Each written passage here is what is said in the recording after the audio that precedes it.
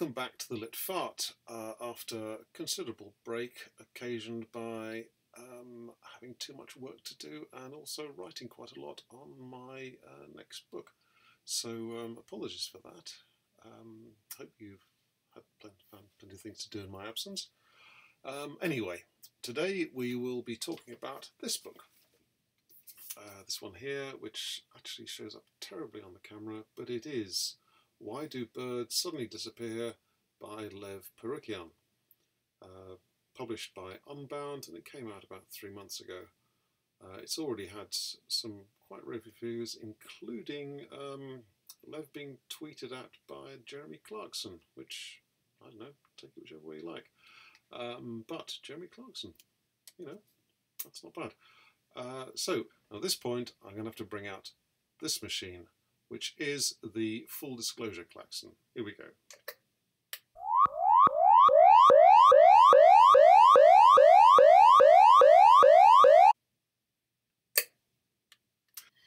The reason we have to do that is because I've known Lev on the internet for quite a few years, and he's actually bought most of my books. I've never actually met him in person, but I also supported this book on Unbound, because Unbound being a crowdfunded publisher. And I was very pleased to support this because it sounded a really good project and he is a very entertaining writer. So here we come to a rather strange thing that happened when I was preparing this video, because in order to introduce it, I wanted to do my usual thing of saying it's a bit like a cross between X and Y. And the X and Y that I chose in this case were Helen Macdonald's H is for Hawk, which won loads of prizes a while back, and I actually ended up studying on my Bath MA creative writing course, which was interesting. And this book, Tony Hawk's Round Island with a Fridge. Now, it wasn't until I got the Tony Hawk's book out that I noticed Tony Hawk's surname. And I don't know what's going on there, whether there's some kind of subliminal thing or some ripple across the universe. I don't know, I don't want to think about that. But it's just struck me as odd. Anyway, here we go. Like H is for Hawk, Why Do Birds Suddenly Disappear is a book about birds.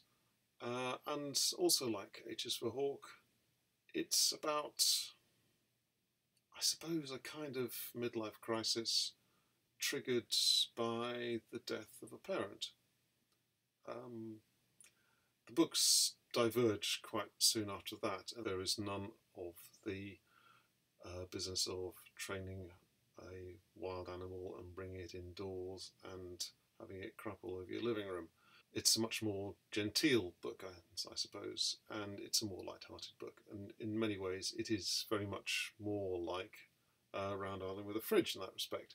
Although the challenge that Lev Parikian sets himself is somewhat less artificial and has a kind of a purpose to it, in that he suddenly realised that as after being an enthusiastic birdwatcher when he was in his youth, he suddenly realised that he'd forgotten it all and wanted to recover some of that. And that's not an unreasonable thing to do when you hit your 50s.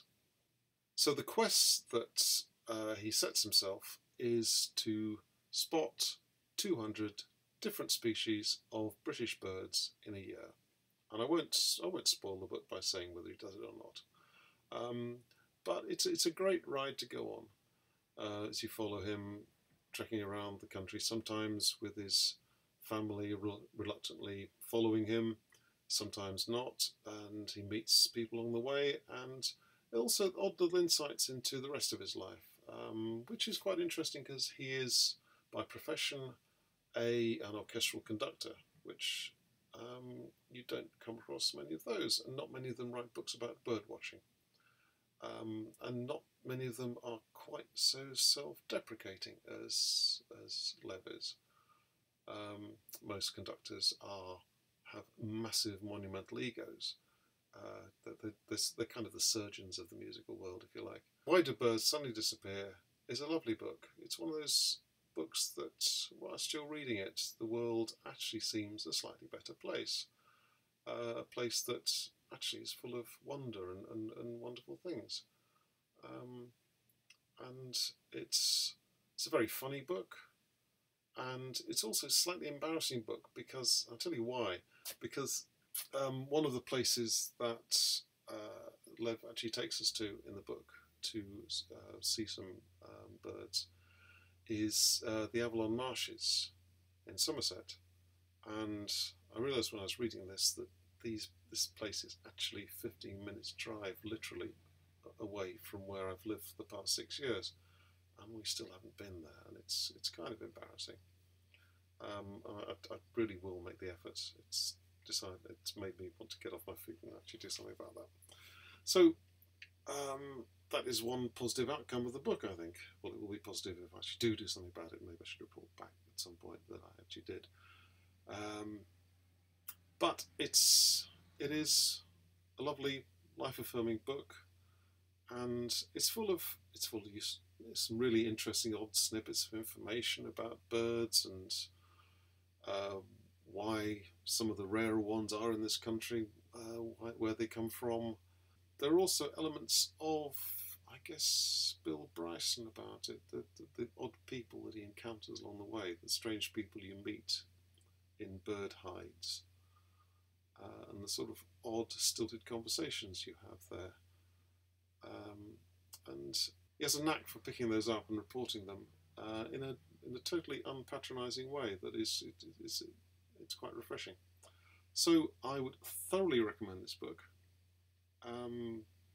I would recommend going out and buying it, and also it might be worth having a look at supporting Lev's Lev's next book on Unbound, The Long and the Short of It, which I think I've supported. Have I supported? I better check. If I haven't, I better go and do that now. I will put a link in the notes down there. So until next time, cheerio from the Lit Fart. Bye.